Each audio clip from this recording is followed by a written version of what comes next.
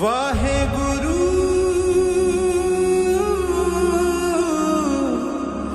वाहे गुरु। सतगुरु नानक परगटया मिट धुंध जग चानण होआ।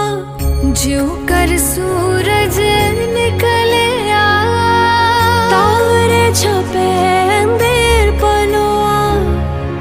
तारे छपे अंधेर पलोआ।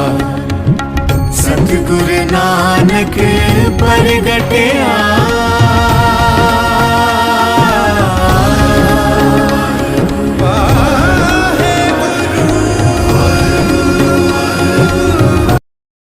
ਭੁੱਖੇ ਸਾਧੂਆਂ ਨੂੰ ਭੋਜਨ ਛਕਾਉਣਾ। ਗੁਰੂ ਨਾਨਕ ਦੇਵ ਜਦੋਂ 18 ਵਰ੍ਹਿਆਂ ਦੇ ਹੋਏ ਤਾਂ ਉਹਨਾਂ ਦੇ ਪਿਤਾ ਮਹਿਤਾ ਕਾਲੂ ਨੇ ਸੋਚਿਆ ਕਿ ਪੁੱਤਰ ਨੂੰ ਸੌਦਾਗਰੀ ਦੇ ਕੰਮਕਾਰ ਵਿੱਚ ਪਾਇਆ ਜਾਵੇ, ਜਿਸ ਵਿੱਚ ਪੈਸੇ ਵੀ ਚੰਗੇ ਬਚ ਜਾਇਆ ਕਰਨਗੇ ਅਤੇ ਪੁੱਤਰ ਦਾ ਮਨ ਗਾਹਕਾਂ ਦੇ ਨਾਲ ਲੈਣ ਦੇਣ ਦੀਆਂ ਗੱਲਾਂ ਬਾਤਾਂ ਕਰਕੇ ਸਾਰਾ ਦਿਨ ਖੁਸ਼ ਰਹੇਗਾ। ਇਹ ਸੋਚ चूड़ खाना के बाजार से नमक मिर्च और वो सब लेकर आना जो 1 माह पहले बाला लेकर आया था। जी। हमारी तलमंडी में वही बिकता है। बाला जी। नानक का ध्यान रखना। जी बिल्कुल। जब बोले सेवा करना। ਇਹ ਸੋਚ ਚੰਗਾ ਸ਼ੁਭ ਦਿਨ ਦੇਖ ਕੇ ਉਹਨਾਂ ਨੇ ਭਾਈ ਬਾਲੇ ਨੂੰ ਬੁਲਾ ਲਿਆ। ਭਾਈ ਬਾਲੇ ਨੂੰ 20 ਰੁਪਏ ਦੇ ਕੇ ਕਿਹਾ, ਤੁਸੀਂ ਦੋਵੇਂ ਜਾਓ, ਕੋਈ ਸੱਚਾ ਸੌਦਾ ਖਰੀਦ ਕੇ ਲੈ ਆਵੋ, ਜਿਸ ਨੂੰ ਵੇਚਣ ਨਾਲ ਆਪਾਂ ਨੂੰ ਕਾਫੀ ਬਚਤ ਹੋਵੇ। ਇਸ ਤਰ੍ਹਾਂ ਜੇ ਤੁਸੀਂ ਵਾਧੇ ਵਾਲਾ ਸੌਦਾ ਕੀਤਾ ਤਾਂ ਮੈਂ ਤੁਹਾਨੂੰ ਅੱਗੇ ਤੋਂ ਵੱਧ ਪੈਸੇ ਦੇ ਕੇ ਹੋਰ ਸੌਦਾ ਖਰੀਦਣ ਭੇਜਾਂਗਾ। ਗੁਰੂ ਜੀ ਅਤੇ ਭਾਈ ਬਾਲਾ ਤਲਵੰਡੀ ਤੋਂ ਚੂੜਖਾਨੇ ਵੱਲ ਨੂੰ ਖਰਾ ਸੌਦਾ ਕਰਨ ਲਈ ਚੱਲ ਪਏ। ਪਿੰਡ ਤੋਂ ਕੋਈ 10-20 ਮੀਲ ਹੀ ਗਏ ਸਨ ਕਿ ਉਹਨਾਂ ਨੇ ਜੰਗਲ ਵਿੱਚ ਇੱਕ ਸਾਧਾਂ ਦੀ ਟੋਲੀ ਬੈਠੀ ਦੇਖੀ। ਗੁਰੂ ਜੀ ਨੇ ਭਾਈ ਬਾਲੇ ਨੂੰ ਕਿਹਾ, ਪਿਤਾ ਜੀ ਨੇ ਆਪਾਂ ਨੂੰ ਕੋਈ ਸੱਚਾ ਸੌਦਾ ਕਰਨ ਲਈ ਕਿਹਾ ਹੈ। ਇਹਨਾਂ ਨੰਗੇ ਭੁੱਖੇ ਸਾਧਾਂ ਨੂੰ ਕੱਪੜੇ ਅਤੇ ਭੋਜਨ ਦੇਣ ਨਾਲੋਂ ਹੋਰ ਕਿਹੜਾ ਸੱਚਾ ਸੌਦਾ ਹੋ ਸਕਦਾ ਹੈ। ਮੈਂ ਇਹ ਸੌਦਾ ਨਹੀਂ ਛੱਡ ਸਕਦਾ। ਇਸ ਤਰ੍ਹਾਂ ਦੇ ਸੱਚੇ ਸੌਦੇ ਕਰਨ ਦਾ ਮੌਕਾ ਕਦੇ ਕਦਾਈ ਹੱਥ ਆਉਂਦਾ ਹੈ। ਗੁਰੂ ਜੀ ਨੇ ਭਾਈ ਬਾਲੇ ਪਾਸੋਂ ਸਾਰੇ ਪੈਸੇ ਲੈ ਕੇ ਸਾਧਾਂ ਦੇ ਆਗੂ ਅੱਗੇ ਰੱਖਦਿਆਂ ਕਿਹਾ, ਮੈਂ ਆਪ ਦੀ ਸੇਵਾ ਵਿੱਚ ਇਹ ਭੇਟ ਕਰ ਰਿਹਾ ਹਾਂ। ਸਾਧਾਂ ਦੇ ਆਗੂ ਨੇ ਕਿਹਾ, ਬੇਟਾ ਇਹ ਪੈਸੇ ਸਾਡੇ ਕਿਸੇ ਕੰਮ ਨਹੀਂ।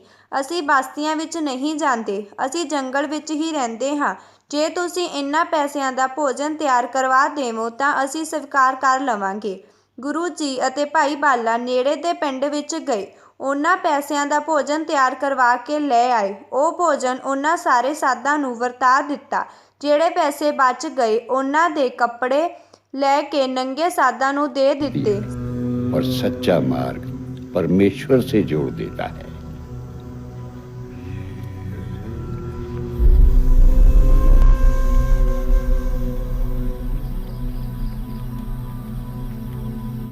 ਸਾਧਾਂ ਦੇ ਆਗੂ ਪਾਸੋਂ ਆਗਿਆ ਲੈ ਕੇ ਖਾਲੀ ਹੱਥ ਦੋਵੇਂ ਤਲਵੰਡੀ ਨੂੰ ਵਾਪਸ ਮੁੜ ਆਏ।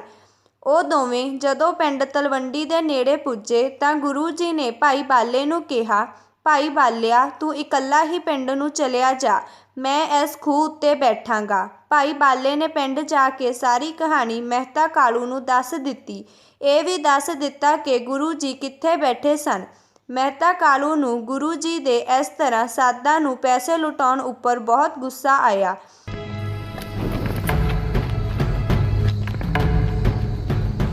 क्यों भेजा था मैंने तुम्हें नानक के साथ? ताकि तुम टनकों का ध्यान रख सको। पर नानक ने ही बोला कि साधु संतों की सेवा करना उचित है। तो फिर गांव के बाहर उसका छिपे रहना भी उचित होगा। नानक को डर था कि आप उनसे नाराज नहीं। ਉਹਨਾਂ ਨੇ ਸਾਰੇ ਕੰਮ ਛੱਡ ਕੇ ਭਾਈ ਬਾਲੇ ਨੂੰ ਨਾਲ ਲੈ ਲਿਆ ਅਤੇ ਖੂਹ ਵੱਲ ਤੁਰ ਪਏ। ਖੂਹ ਉੱਤੇ ਪੁੱਜ ਕੇ ਉਹਨਾਂ ਗੁਰੂ ਜੀ ਨੂੰ ਫੜ ਕੇ 2-4 ਚਪੇੜਾਂ ਟਿਕਾ ਦਿੱਤੀਆਂ। ਭਾਈ ਬਾਲਾ ਉਸ ਵੇਲੇ ਵੀ ਕਹਿ ਰਿਹਾ ਸੀ ਕਿ ਮਹਿਤਾ ਜੀ ਤੁਸੀਂ ਸਾਨੂੰ ਤੁਰਨ ਲੱਗਿਆਂ ਨੂੰ ਕਿਹਾ ਸੀ ਕਿ ਕੋਈ ਸੱਚਾ ਸੌਦਾ ਕਰਕੇ ਆਉਣਾ। ਤੁਸੀਂ ਭਾਵੇਂ ਮੰਨੋ ਜਾਂ ਨਾ ਮੰਨੋ, ਗੁਰੂ ਜੀ ਨੇ ਸੱਚਾ ਸੌਦਾ ਹੀ ਕੀਤਾ ਹੈ। ਮਹਿਤਾ ਕਾਲੂ ਲਈ ਧਨ ਇਕੱਠਾ ਕਰਨਾ ਹੀ ਸੱਚਾ ਸੌਦਾ ਸੀ, ਕਿਉਂਕਿ ਇਸ ਦੁਨੀਆ ਵਿੱਚ ਧਨੀ ਹੀ ਖਾਨਦਾਨੀ ਹੈ, ਧਨੀ ਹੀ ਸ਼ਰੀਫ, ਇਮਾਨਦਾਰ, ਧਰਮੀ ਅਤੇ ਦਾਨੀ ਹੈ। ਧਨ ਭਾਵੇਂ ਉਸ ਨੇ ਕਿਸੇ ਵੀ ਢੰਗ ਨਾਲ ਇਕੱਠਾ ਕੀਤਾ ਹੋਵੇ, ਉਸ ਧਨ ਦੀ ਵਿਚਾਰ ਸਿਰਫ ਸੱਚਾ ਸੌਦਾ ਕਰਨ ਵਾਲੇ ਕਰਦੇ ਹਨ।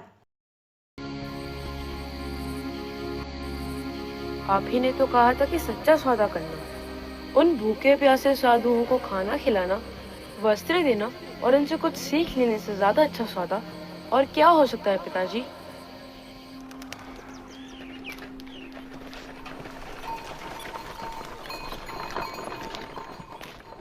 आपको नानक पर हाथ नहीं उठाना चाहिए था कालू जी। आप नानक को समझ नहीं पा रहे हैं। उसे ये सब करके सुख चैन मिलता है। जिन्हें कांटों पर सोने का एहसास हो, उन्हें मखमल के बिस्तर पर भी खुदा का एहसास रहता है।